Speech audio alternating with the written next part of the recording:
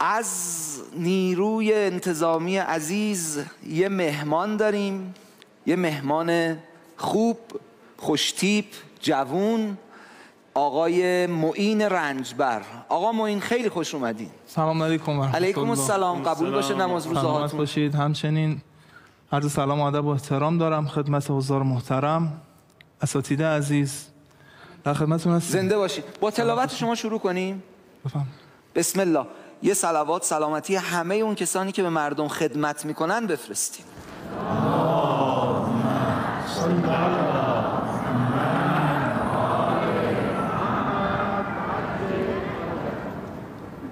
بسم الله الرحمن الرحيم. الله يا عيني ما شاء الله، بداية جميلة.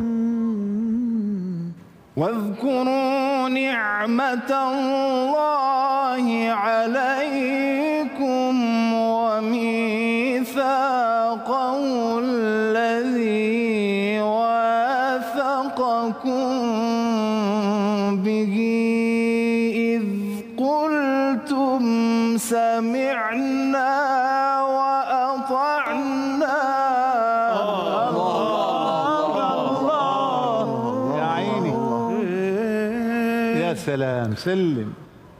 واتقوا الله إن الله عليم بذات الصدور.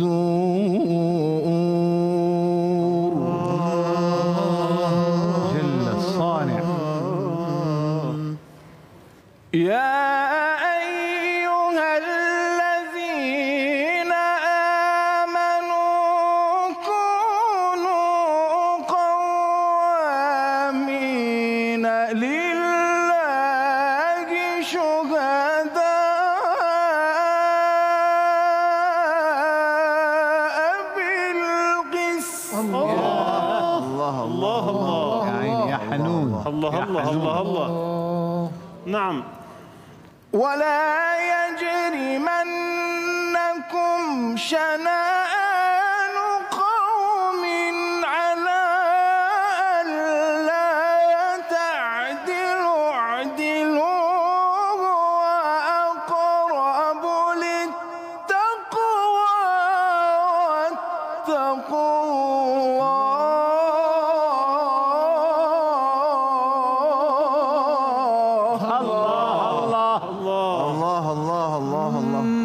جل الصانع. الله الله جل الصانع. بارك الله فيك. إن الله خبير بما تعملون. الله. وعد الله الذين آمنوا وعملوا الصالحات لهم مغفرة وأجر عظيم. صدق الله العلي العظيم. اللهم صل على محمد وآل محمد. اللهم صل على محمد وآل محمد. احسن احسن احسن. جانم آقای قاسمیان. آقا پرچم نیرو انتظامی بالا، واقعا پرچمتون بالا. تو قرآن وقتی که حتی خانه خدا رو خواسته توصیف بکنه با امنیت توصیف کرده. و اذ جعلنا البیت مثابة للناس و امنا. حتی مسائل اقتصادی رو گره زده به امنیت، گفته حرما آمنا یجبی الیه ثمرات کل شیء. یعنی اینجا حرم امنه که ثمرات و اقتصاد و اینا میتواند پیدا بکند. یا در سوره مبارکه نحل دارد و ضرب الله مثلا قریة کانت آمنة مطمئنة یأتیها رزقها رغدا من کل مکان. یعنی باید یک مکانی امنیتش اول درست بشه، بعداً مسئله اقتصادش میتونه درست بشه، و یعنی تو فضای ناامن نمیتونه مسئله اقتصاد درست بشه. پس از این که پارسال متاسفانه عده اندکی قدر ناشناسی کردن در حق نیروی انتظامی، من بلند شدم رفتم مرکز 110 برای تشکر.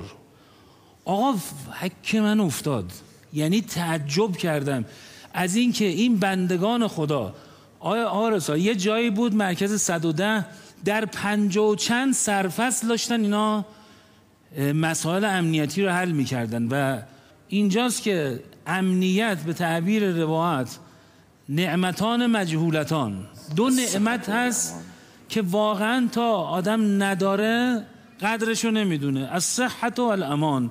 یکی سلامتیه، یکی امنیت. اگر ما سر آرام به زمین میگذاریم عزیزان دقت بکنید، بیش از 10 ها هزار عملیات پلیسی داره در کشور روزانه انجام میشه، روزانه داره انجام میشه، که اون موقع ما سر راحت به بالین میگذاریم و با خیال راحت زیر سر این بزرگوارانیه که به احترامشون بلند میشم من.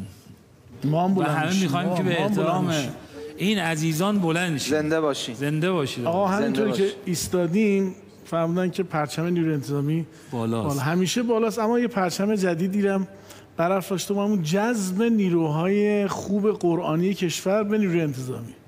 خیلی ممنونم. بفرمایید. محفل طیفای گوناگونی از مشاغل رو نشون داد که توش قاریای برجسته داریم، پزشکا، معلما، آتش نشانا، نیروی انتظامی، بگین کمک کنین، کشاورزا، صنعتگرا، علما، بیکارا. آره. چی؟ حسن حسن ببین ما تو علما یک قاریان قرآنی داریم. خب ببینم معین جای خاصی تلاوت داشته که برای خودش خاطره شده باشه یا بابت تلاوتش اتفاقی افتاده باشه؟ قبل از این اول بفهمیم استادمون ایشونو میشناسه یا نه؟ از خودش بپرسیم. آقا منو میشناسی؟ والله ما افتخار داریم که از بچگی زیر پربال استاد ابوالقاسم بود. هماهنگ میکنه اینا رو پشت صحنه؟ جون رسالت نه هماهنگ میکنه. ما میگیم من 70 سنه 100 سال سنشه میخنده. من 70 سنه 70. هیچی، رضوان هم اضافه شد، فقط یه نفر مونده که این حرف رو من نزد. آقا حرفای ما رو باور میکنید یا آقای قاسمه که گوشاش بند خدا سنگینه. خدا حفظتون کنه ان شاء الله. واقعا استاد ابوالقاسمی یکی از بزرگترین اساتید جمهوری اسلامی ایران هستند. با ما واقعا مفتخریم که میخواد از دلم در بیاد نزدیک ایشون نشستیم و این کاری که انجام میده برای قرآن کریم که بیش از 100 سال داره کار میکنه ان شاء الله نتیجه بیاره ان شاء الله. ولی فکر نمیکنم. معین یه خاطره قرار شد که بگه از یه جایی که بالاخره بابت تلاوتت خودت کیف کردی. اداره کل زندان‌های کرمانشاه یک محفلی برگزار کردند و که خاصتاً برای این زندانیای عزیز ما بودند. خب توفیق شد که قاری اون محفل من بودم. حالا خودتون هم تشریف داشتید اون سال کرمانشاه فکر کنم. بله ایشون زندان بودم.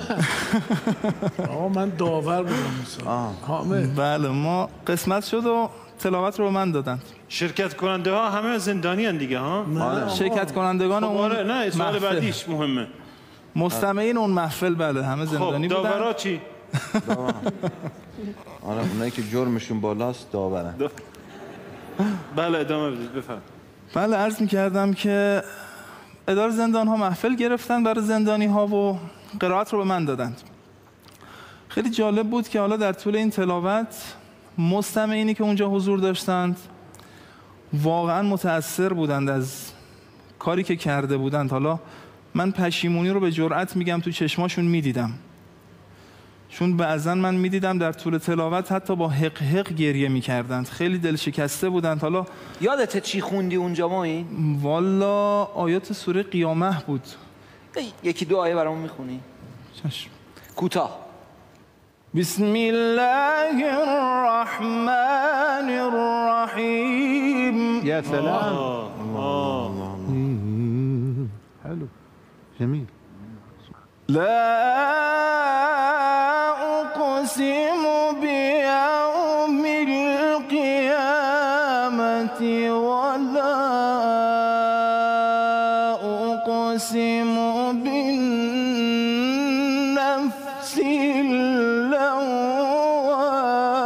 اللوامة. الله. أيحسب الإنسان أن لن نجمع عظامه بلى قادرين على أن نسوي بنانه.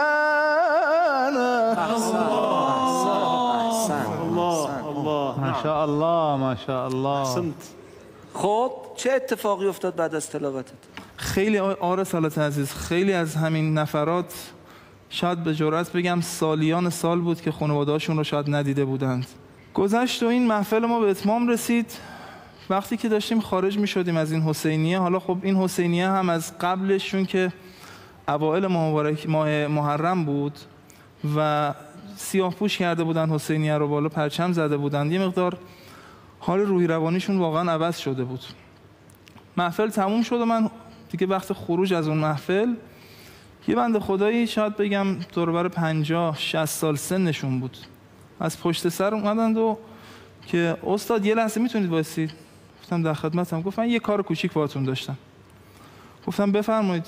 گفت که آره من یک هدیه‌ای برای شما آماده کردم، کار دست خودم هم هست. گفتم این رو به شما هدیهش کنم.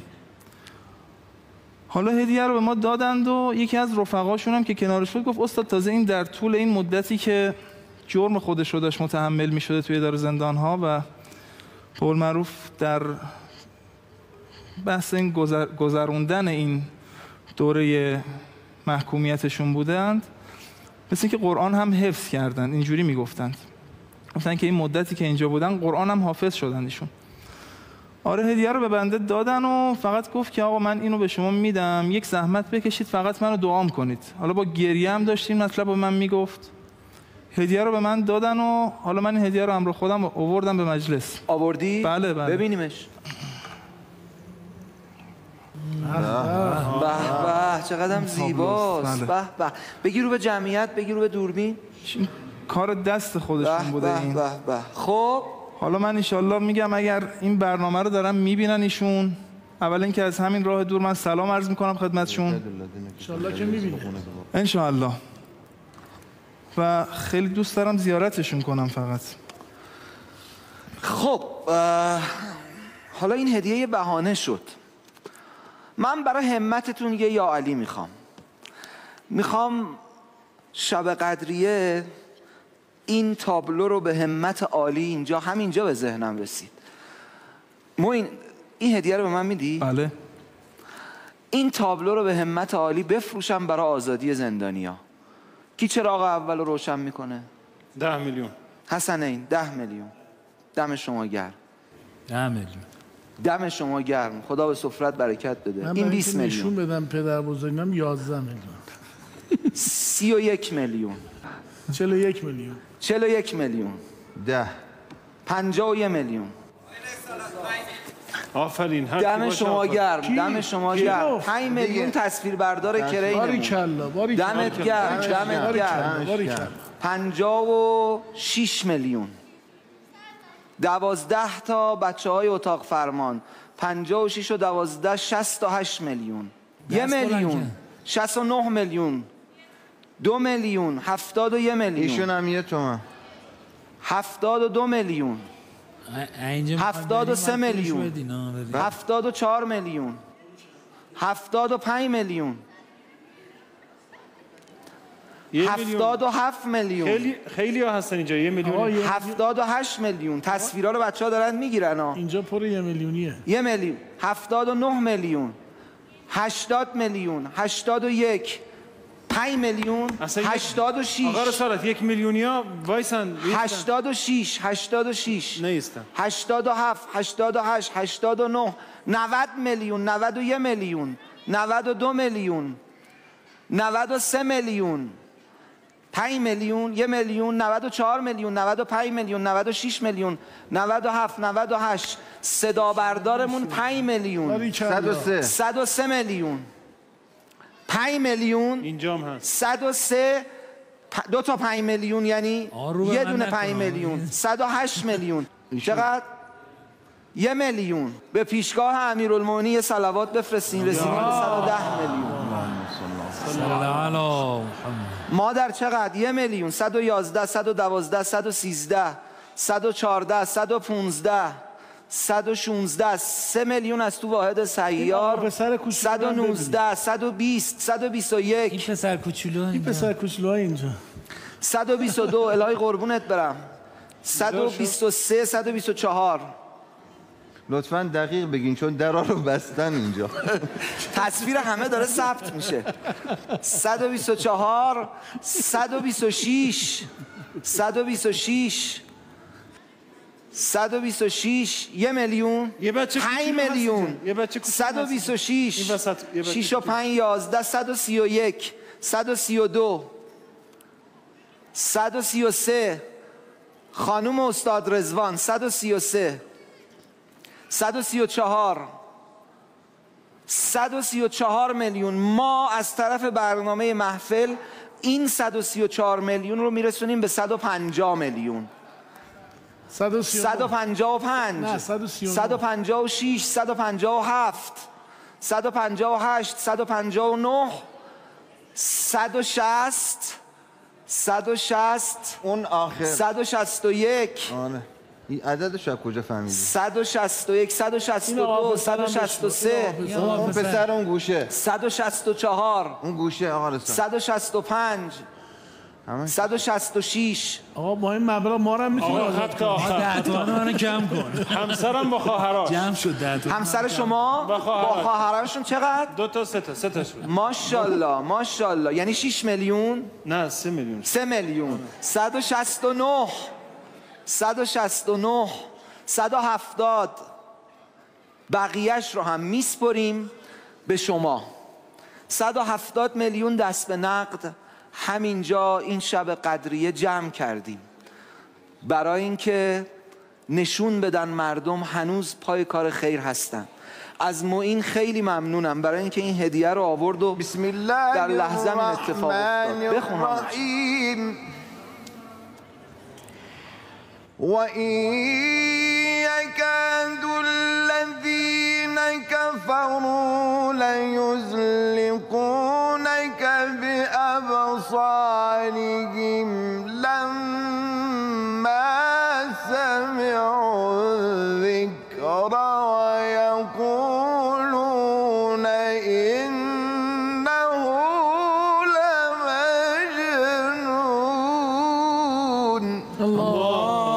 صلی الله علیه وسلم. وما هو إلا ذكر للعالمين.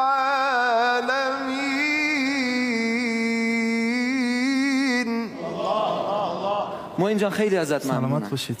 برای یه تابلو چقدر دست بلند شد، برای اینکه یه کار خیر اتفاق بیفته چقدر تو این مردم پیش قدم وجود داره. از قدیم گفتن یه دست صدا نداره، برای خواستنش برای اومدنش یه دست صدا نداره. آی مردم شب قدره، اگه یه طلب دست جمعی برای اومدنش باشه آقامون میاد با همه وجود شب قدری او رو بخوایم که فرج گشایش کار است و شاهراه نجات. که اگه بیاد، که اگه حضورش رو حس کنیم خرمی روزگاران. الله أكبر الله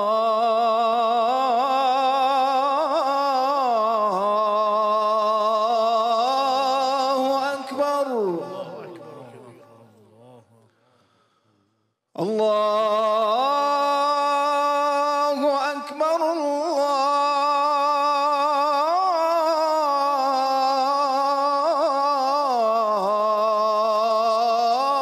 الله أكبر.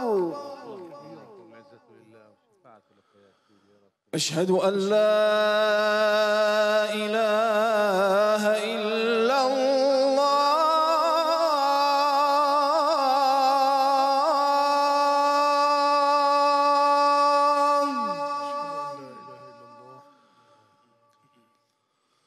أشهد أن لا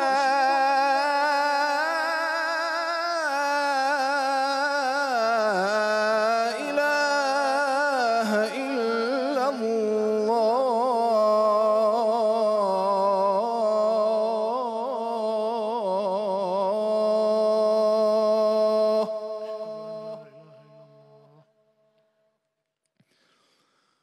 أشهد أن محمد رسول الله.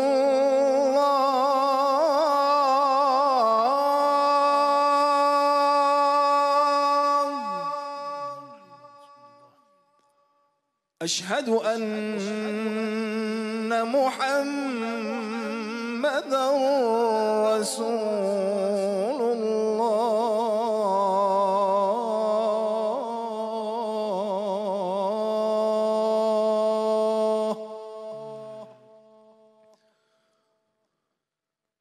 أشهد أن عليا ولي الله.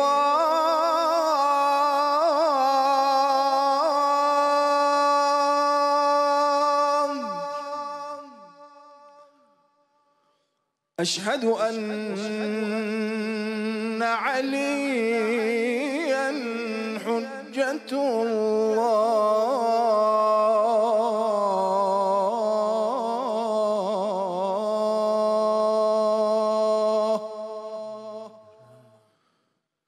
حي على الصلاة.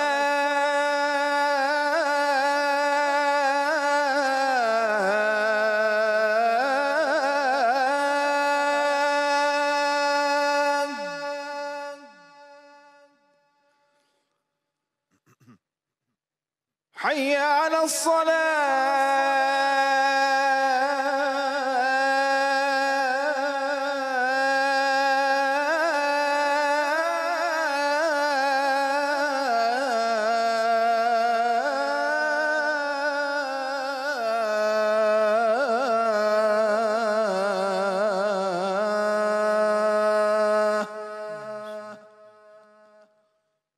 حي على الفلاح.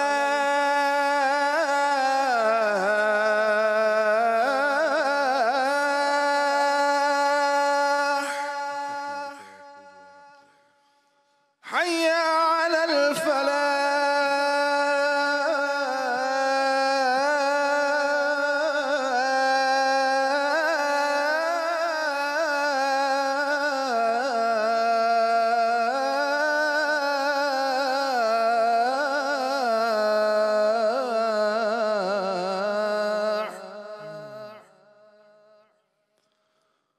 حي على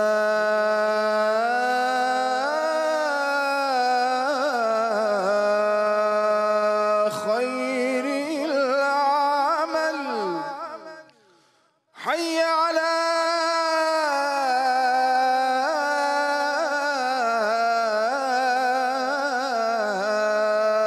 خير العمل. الله أكبر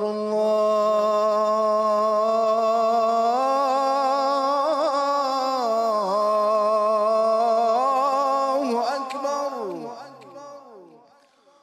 لا إله إلا الله.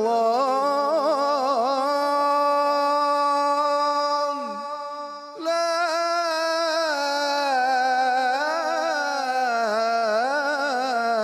إله إلا الله. وصلى الله على محمد